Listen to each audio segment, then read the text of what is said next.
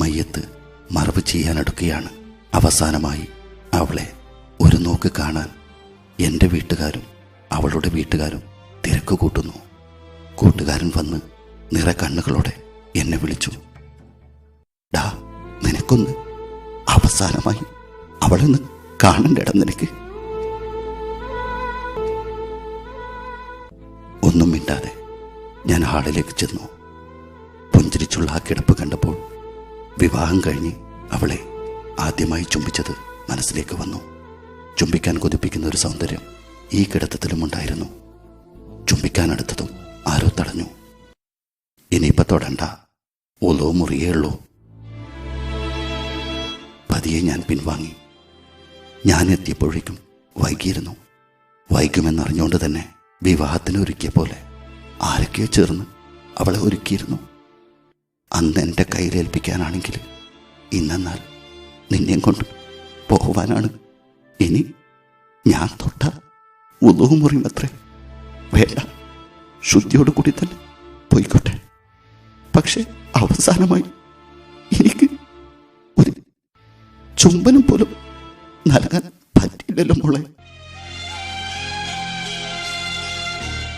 അതെ, മധുവിധു തീരും മുമ്പേ 2 മാസത്തെ ദാമ്പത്യം സാക്ഷി നിർത്തി പ്രവാസത്തിലേക്ക് കുടിയേറിയ ആ രാത്രി നിറ കണ്ണുകളോടെ നെറുകിൽ നൽകിയ ആ ചുംബനം, അതെ, അതായിരുന്നു അവസാനത്തെ ചുംബനം.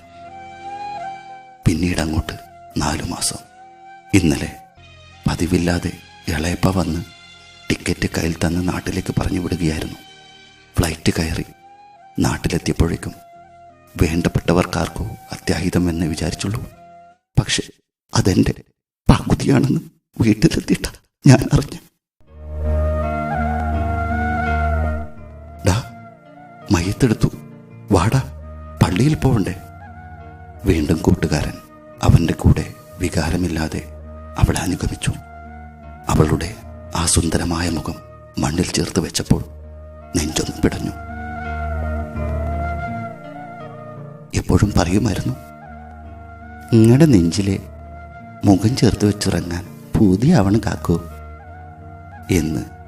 അവസാന കല്ലും വെച്ച് എൻ്റെ മുത്തിൻ്റെ മുഖം മറക്കുമ്പോൾ പറയാൻ കഴിയാത്ത ഒരു വികാരമുണ്ടായിരുന്നു മനസ്സിൽ.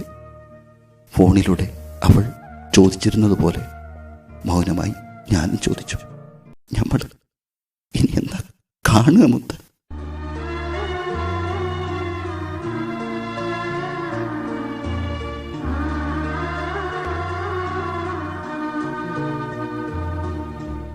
യാന്ത്രികമായിട്ടായിരുന്നു വീട്ടിലെത്തിയത്. ഞങ്ങളുടെ റൂം തിങ്ങി നിറഞ്ഞു നിൽക്കുന്ന അവളുടെ ഗന്ധം, അവൾ വിരിച്ചിട്ട ബെഡ്, അവൾ ഉപയോഗിച്ച സാധനങ്ങൾ, അഴിച്ചുവെച്ച മുടിപ്പിന്നുകൾ, ആങ്കറിൽ തൂങ്ങുന്ന അവളുടെ ഡ്രസ്സുകൾ. പ്രവാസിയായി മാറിയപ്പോൾ അവൾ എന്നോട് പറഞ്ഞിരുന്നു, നിങ്ങളില്ലാഞ്ഞിട്ട് ഒരു രസമില്ല, നമ്മുടെ റൂമൊരു ഷഹപ്പറമ്പായി മാറിക്കാക്കൂ. ഇനി ഇതൊരു റൂമാവണമെങ്കിൽ ഞാനും നിങ്ങളും ഒരുമിച്ച് റൂമിൽ തന്നെ വേണം എന്ന്. നീ പറഞ്ഞത് ശരിയാ പെണ്ണെ. ഇനി ഒരിക്കലും ഇതൊരു റൂമാവില്ല, ശവപ്പറമ്പാണിത്. എങ്കിലും അവൾ ആഗ്രഹിച്ചിട്ടുണ്ടാവില്ലേ അവസാനമായി എന്നിൽ നിന്നൊരു ചുംബനം? അത് കിട്ടുമെന്ന പ്രതീക്ഷയിലല്ലേ അവൾ അങ്ങനെ പുഞ്ചിരിച്ച് കിടന്നത്? ക്ഷമിക്കും പെണ്ണെ, വൈകാതെ എത്തും നിന്നരികിൽ ആ ബാക്കി വെച്ച അന്ത്യചുംബനം സമ്മാനിക്കാൻ.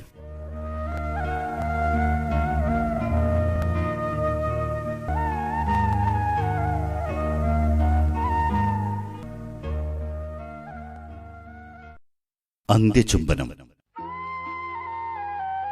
എന്ന കഥയുടെ ശബ്ദ ആവിഷ്കരണമാണ് നിങ്ങൾ കേട്ടത്. അവതരണം അസ്ലം ചട്ടഞ്ചാർ. ഈ കഥ എഴുതിയത് ആരെന്നറിയില്ല.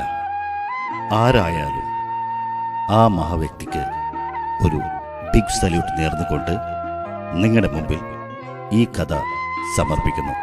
സ്നേഹത്തോടെ നിങ്ങളുടെ സ്വന്തം അസ്ലം ചട്ടഞ്ചാർ.